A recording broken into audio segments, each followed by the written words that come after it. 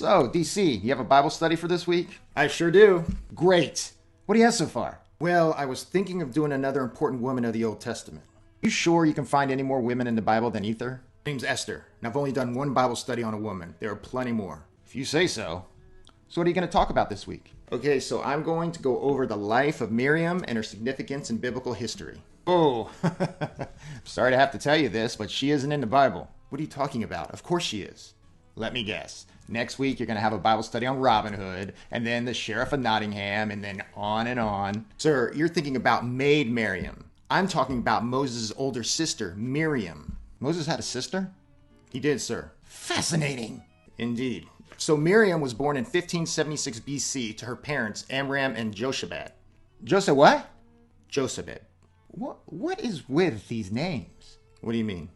Like, these names sound so made up. All names are made up, sir.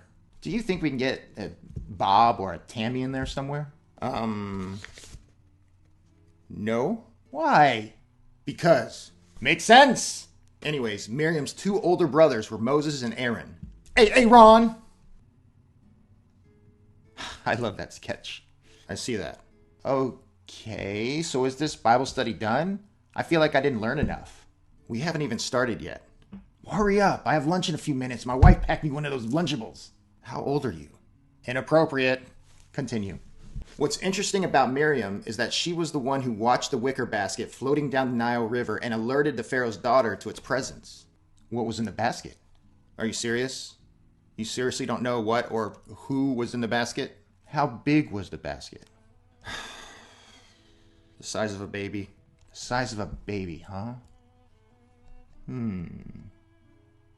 Hey, can I get multiple choice? It's Noah.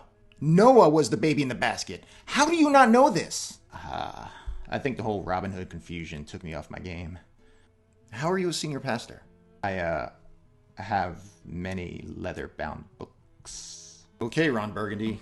I love that movie. You too. Okay, back to the story. Yes, right. Go on. So do you remember when the Egyptian army were chasing after Moses and the Jewish people so they could kill them? You remember that? Yep. So God split the Red Sea in two, and the Jewish people walked right across the dry land until they got to the other side. But the Egyptian army now was catching up, and we're about halfway across the Red Sea. Then the waters closed and killed every one of the pursuing army. Hey, do you think any one of those guys knew how to swim? I don't think it mattered. Oh, let me assure you, when you're in a body of water, it matters. No. What I meant was the waters crashed down on them. Now, if they were lucky enough to take a deep breath before the water came down, the sea was so deep that they'd run out of air before they could get to the surface, so. Well, how deep was the Red Sea? At its deepest point, it's about 9,974 feet, and the shallowest point is like 900 feet, so. Yeah, it wouldn't matter. So Miriam had a big part to play in the whole Red Sea splitting thing? No, not really. Did she fight a few stragglers of the Egyptian army to protect the Jews? Nope. Well, then what did she do? She led the women in a song after the Red Sea fell in the army. She led a song. And she led the women to dance too. Thousands of soldiers just died. She threw a huge shindig. It was such a celebration.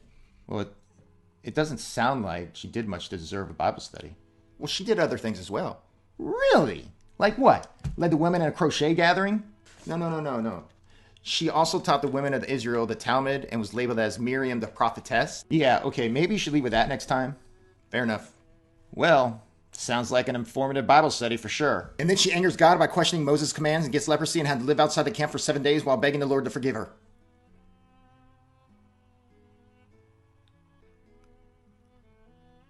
Leprosy?